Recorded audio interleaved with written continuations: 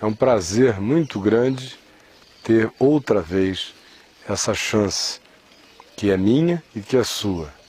É minha porque é meu privilégio anunciar as boas novas. Ninguém me paga para fazer isso, ninguém me pede, ninguém me impõe. Eu não sinto nenhuma culpa a mover-me a fazer isso. Não há nenhuma outra motivação que não seja a do meu inteiro prazer. É minha grande alegria compartilhar Jesus, o Evangelho, a Boa Nova, com todos os homens. É meu alimento, é meu privilégio, é meu gozo maior, é minha satisfação mais intensa.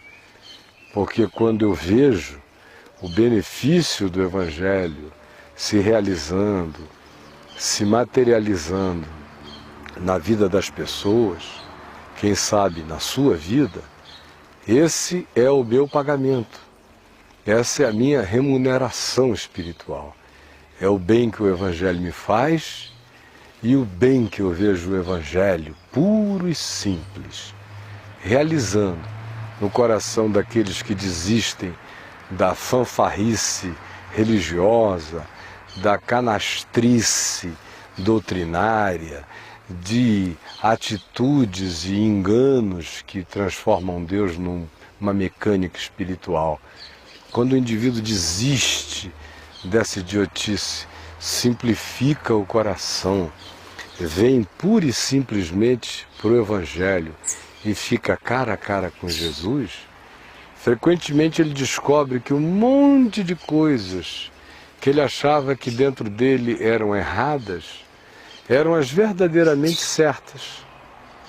E mais que isso, ele descobre que algumas das coisas dentro das quais ele fora doutrinado, ensinado, que ele obedecia com rigores culposos, eram apenas invenções de homens. O que na realidade acontece é que quando o Evangelho, e só o Evangelho, e quando Jesus, e só Jesus, é pura e simplesmente pregado, os públicos mudam. Por exemplo, tem um monte de gente me vendo aí que não assistiria sob hipótese alguma nenhum tipo de programação religiosa desse tipo que a gente vê sobejando, saindo pelo ladrão e pelos ladrões na televisão. E há uma quantidade enorme desses que não perdem esses programas que estão aí e que quando me assistem aqui pregando simplesmente o Evangelho, nem sabem o que eu estou falando, de tão enganados que andam.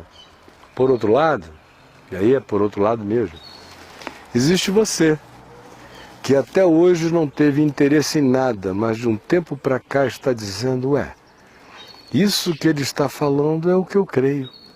Isso que ele está dizendo e que está fundado em Jesus e no Evangelho, sempre foi minha convicção humana mais profunda, sempre foi minha convicção de consciência mais íntima. E aí os públicos mudam. O pessoal do cristianismo ouve o Evangelho puro e simples e não gosta. O pessoal ao qual o cristianismo repudia, ouve o Evangelho puro e simples e ama. E aí Deus vai estabelecendo o elemento da realidade, da verdade, do que é luz e do que é treva, baseados no Evangelho e não nas armações e nos enganos dos homens.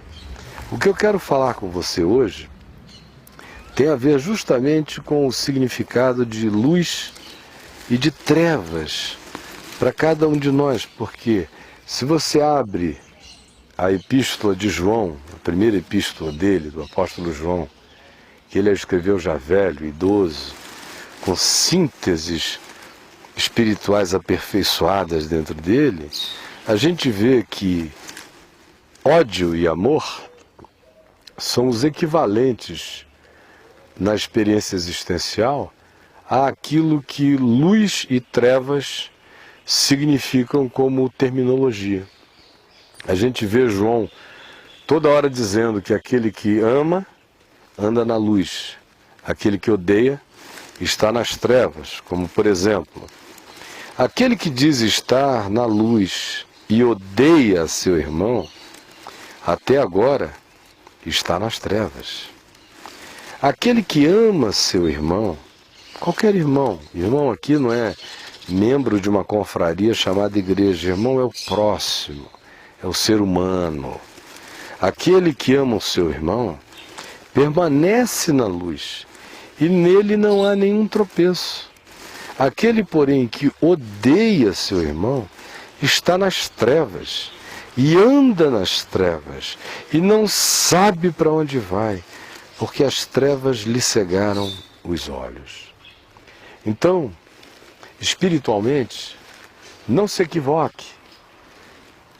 Amor corresponde à luz, ódio corresponde a trevas. É simples assim. Tem gente me vendo aí agora, cheia de ódio. Ódio que eles exercem e praticam, às vezes em nome de Deus. Ódio vivido em nome de Jesus. E também há aqueles ódios por conta própria, que o indivíduo não precisa nem da disfarçatez espiritual para camuflar o ódio. É aquele ódio explícito, do cara que odeia porque odeia mesmo, odeia porque ele é odiento, odeia porque, para ele, parece que odiar é um prazer. Tem gente que, de fato, aparentemente se realiza guardando antipatias, elegendo gente para não gostar, para odiar. Eu não vou com a cara, aí sai odiando, com raiva, se puder, mete o pé, se puder, atropela, se puder, olha mal, se puder, não cumprimenta, se puder, olha atravessado, se puder, faz mal, se puder, queima a pessoa. No entanto, apesar dessa ser a realidade descrita pelo Evangelho, quem ama está na luz, quem odeia está nas trevas, o engano da maioria é tão grande que o indivíduo acha que ele tem um lugar especial no mundo espiritual, que não existe fora dele, mas é dentro dele, onde ele possa dizer que ele ama a Deus, que ele ama Jesus, que ele ama a verdade, que ele é um cara das coisas de Jesus e que ele odeia pessoas porque ele ganhou esse direito de odiar quem não ama a Deus, segundo ele. Aí o surtado chega e diz, não, esse cara aqui eu não vou com a cara dele, e porque ele não ama Jesus. Aí você pergunta a ele, por que ele não ama Jesus? Não, porque ele não frequenta a minha igreja, ou porque ele não é da minha religião, ou porque ele fala palavrão, ou porque ele come as mulheres do trabalho. Eu não gosto dele, eu tenho raiva dele, eu o abomino. E acha que esse é um direito dele. Acha que em nome da moral dele, ele ganhou de Deus o direito de odiar o próximo, de odiar o diferente, por mais estranho, pervertido, adoecido que o próximo seja. Ele não ganhou de Jesus esse direito, ninguém o recebeu. Mas os surtados da religião acham que podem odiar em nome de Deus. E vão entrando num engano sem fim. Se tornam macumbeiros de alma, bruxos de alma, feiticeiros de alma. Tem poções intensas de antipatia misturada com amargura, com ódio, com uma vontade calamitosa em relação ao próximo. Mas o cara vai à igreja, levanta a mão na hora do culto, está aqui orando, pedindo a Deus que mate a mulher que gosta do marido dela, em nome de Jesus, sem saber nem a que Jesus está orando, porque esse a quem ela pede que mate a mulher que gosta do marido dela só pode ser o diabo, não, Jesus não é. Porque é simples saber o que é de Deus e o que não é de Deus. Deus é amor. É o que João diz, simplificando a coisa toda. Ele diz, olha, não precisa ficar com elucubração, nem com auto-engano a esse respeito. Aquele que não ama, não conhece a Deus, pois Deus é amor. Nisto se manifestou o amor de Deus em nós, em haver Deus enviado o seu Filho ao mundo para vivermos por meio dele, vivermos por meio da palavra dele, dos pensamentos dele, do ensino dele, do entendimento dele, de Jesus, do caminho interior proposto por Jesus, que é o Evangelho. É simples assim, quem ama conhece a Deus, quem não ama não conhece a Deus, porque Deus é amor. E aí João prossegue e diz, olha, nisto consiste o amor. O amor não é uma elucubração, um conceito, uma poesia para ficar sendo babada da boca da gente irresponsavelmente, pingando o verbo que não se transforma em carne, em vida nunca. Assim João diz, nisto consiste, disto é feito, este é o material do amor. Não em que nós tenhamos amado a Deus, mas em que Ele nos amou e enviou o seu Filho como perdão, cobertura e propiciação pelos nossos pecados. Amor é ato que redime, como o ato do amor de Deus que vem, redime a gente, cobre os nossos pecados e nos perdoa. Aí João prossegue e diz, amados, falando supostamente com a gente. Se Deus de tal maneira nos amou, devemos nós também amar uns aos outros. E aí preste atenção, ele diz, ninguém jamais viu a Deus. Se amarmos uns aos outros, Deus permanece em nós e o seu amor é em nós aperfeiçoado. Ninguém jamais viu a Deus, você já viu? Ninguém.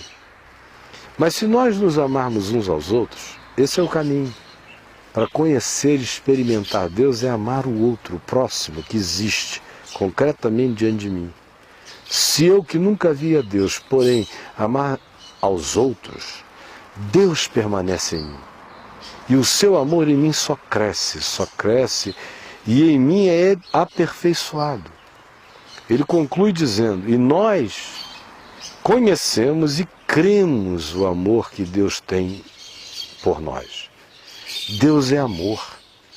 Aquele que permanece amando o próximo, permanece perdoando, permanece sendo misericordioso, permanece não permitindo que os caminhos do ódio, da antipatia, do humor raivoso se instale na gente contra o próximo, contra o outro. Porque Deus é amor, aquele que permanece no amor de Deus mesmo, permanece em Deus. E Deus permanece nele. Nisto é em nós aperfeiçoado o amor, para que no dia do juízo, qualquer juízo, ou no dia da morte, mantenhamos confiança, segurança, certeza, pois segundo Ele, Jesus também nós temos a certeza de termos sido neste mundo, de termos escolhido o caminho do amor, da compaixão e da misericórdia. E aí por isto, quem escolhe este caminho, que é equivalente a escolher o caminho da luz, aquele que ama anda na luz, aquele que odeia está nas trevas. Mas quando a escolha é essa, de andar no caminho do amor de Deus, algo maravilhoso acontece na gente. Todo medo vai embora. Medo da morte, medo do juízo, medo de ser julgado pelos outros. Quem ama não tem medo de interpretações. Quem ama não se preocupa com o que a população está pensando. Quem ama não vive para alimentar a imagem nem a reputação. Quem ama está livre de todo tipo de medo. A começar do medo de qualquer juízo de Deus, de juízo dos homens, do medo da morte. O amor é luz. Aquele que ama sabe para onde vai. Aquele que odeia, que anda nas trevas, vive nas trevas, anda tropeçando e não sabe para onde vai. No amor, portanto, não existe medo. Antes, o perfeito amor, que esse amor de Deus que em nós vai se aperfeiçoando na medida em que a gente vai transformando o amor que eu recebo de Deus como graça, como fé, como certeza de perdão, na medida em que eu acolho isto para mim, o processo em mim e o expresso na vida como amor pelo meu próximo, perdão pelo meu próximo, como desistência das causas do ódio, da amargura, da antipatia ou do mau humor ferino contra quem quer que seja, quando eu desisto disso e eu abraço o amor de Deus, esse amor de Deus é em mim aperfeiçoado. Na mesma medida em que eu vou liberando, dando, concedendo graça, bondade, misericórdia para os outros, eu vou me aperfeiçoando no amor de Deus. E aí a confiança de Deus e o amor de Deus vai se transformando em certeza de amparo em mim. E no amor, portanto, não existe medo. Antes, esse perfeito amor lança fora o medo. Ora, o medo produz tormento, logo aquele que teme não é aperfeiçoado no amor. E nós só temos qualquer capacidade de amar a quem quer que seja se reconhecermos que Ele nos amou primeiro. E se nos deixarmos emular, mover pelo amor de Deus, transformando o amor que a gente recebe como perdão, graça, salvação todo dia, na mesma coisa que agora a gente distribui em relação ao próximo. Quem é perdoado por Deus, perdoa o próximo. Quem crê na misericórdia de Deus para si, pratica misericórdia para com o próximo. Quem não quer receber juízo de Deus, não pratica juízo final sobre ninguém. Quem deseja andar na luz de Deus, esse ama e olha com um olhar limpo, sem maldade e sem ódio e sem antipatia para nada. Esse anda na luz, esse não tropeça, esse sabe para onde vai. Agora, se a sua decisão é outra, se dentro de você a ruindade entrou a maldadezinha, entrou aquele direitozinho de você virar carne de pescoço, de se tornar essa pessoa encardida que parece que você gosta de ser, de pegar todas as chances boas da vida, de transformar em amor, em graça, em encontro, em afinidade, em bondade para com os outros. Ao contrário, em você, tudo vira desconfiança, suspeição, não sei não, estou de olho, vamos ver. Se a sua atitude é essa, não tem jeito. Você pode ir para as vigílias de oração das igrejas, ficar de joelho a noite inteira. Se amanhecer assim, com essa capacidade instalada de continuar com amargura, com ódio, com esse mau humor mordaz, com essa coisa toda, não adiantou nada, você continua em trevas, mano. Você pode comprar aquelas velonas desse tamanho, maiores do que eu, acender com aquelas chamas imensas, ficar o dia de joelho esperando a vela acabar, anos de joelho ali. Mas se isso não transformar você num ser que ama, que perdoa, que é bondoso, que é misericordioso, que é grato, que pratica o amor de Deus em relação ao próximo, nada terá proveito, você continuará emacumbado, ainda que esteja no cristianismo. O cristianismo praticou mais macumba nesses 1700 anos, desde que ele foi criado não por Jesus, mas pelo imperador Constantino, gerou mais maldade, macumbaria, feitiçaria, treva, escuridão, perseguição, inquisição, morte, proibição malvada, pedofilia, engano, deformação sexual, doença mental, do que qualquer outro ente conhecido na história da civilização humana. O cristianismo conseguiu isso. Em nome de Jesus, usando o nome de Jesus como um estelionato, para se esconder com os seus ódios, com as suas maldades, com as suas mentiras, com as suas feiuras. Crente que estava enganando a Deus e não está. O que tem de cristão caindo assim como barata no inferno espiritual não é brincadeira. Vão correndo igual barata tonta nas trevas e caindo no bueiro eterno. Tudo barata cristã, para todo lado. Por uma razão simples. Não adianta, não tem mandinga que vá mudar isso. Deus é amor. Você quer viver com Deus? Você quer a morada de Deus em você? Você quer entrar na morada de Deus um dia? Para você entrar na morada de Deus um dia, é preciso que você seja morada de Deus. Para você ser morada de Deus, você tem que amar. Você tem que primeiro dizer, eu aceito que eu fui salvo pela graça, pelo favor imerecido, pelo amor gratuito de Deus em Cristo. Por mim e por todos os homens, eu acolho essa bondade para mim. E porque eu a acolho para mim, eu a transfiro para o próximo. Ninguém me deve mais nada, porque eu não quero ter dívida para com Deus. Perdoa as nossas dívidas, assim como nós perdoamos os nossos devedores. É simples assim. Então quem diz que quer Deus, não tem outro caminho, mano. Não dá para chegar e dizer, não, eu vou fazer o seguinte, eu vou ser um pai legal, uma mãe legal, um marido legal, vou lavar o carro aos sábados, vou pagar as minhas contas, vou ser um cidadão irrepreensível, a Receita Federal não vai ter nada a dizer contra mim, ninguém terá nada a dizer contra mim, porque legalmente falando eu serei completamente impoluto. Mas com isso eu ganho o meu direito de odiar os canalhas, os safados, os sem vergonhas, odiar todo mundo, odiar quem não parece comigo, odiar quem me enche o saco, odiar quem não frequenta a minha igreja, odiar todos aqueles que são os meus dessemelhantes. Eu ganhei esse direito porque eu sou esse cara que cuido da vida assim, com esses critérios éticozinhos, politicamente corretos. E aí você fica pensando que Deus é politicamente correto. Deus não tem nada a ver com essa palhaçada. Deus só quer saber o seguinte, você ama ou você não ama? Você segue o caminho do amor e da misericórdia, do perdão, para continuar andando na luz de Deus, para ser habitado por Deus porque Deus é amor?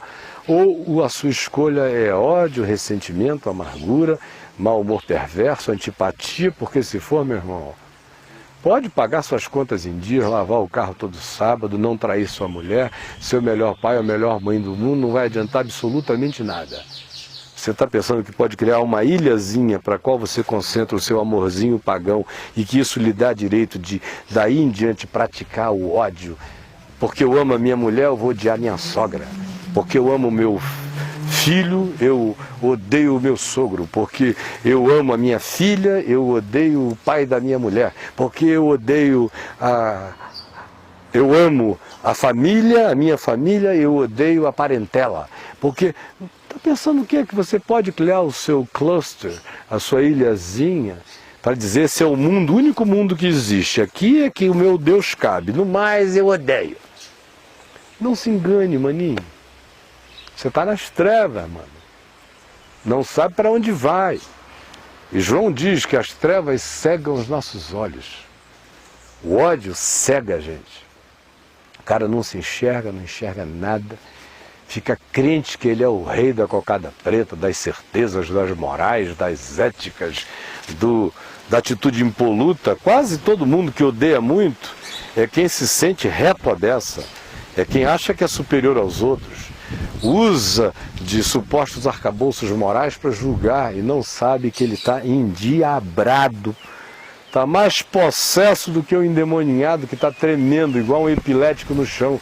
Porque esse estado de ódio que convive com a consciência faz o cara ir virando diabo enquanto ele vai olhando para a vida com seus próprios olhos, interpretando com a mente do inferno e achando que pode continuar andando assim, vitoriosamente odiando, sem saber que ele caminha apenas para o buraco e para o abismo e que não haverá apelação. Não haverá apelação, não há papinho. É assim que é. Deus é amor. Deus é amor. Você quer Deus?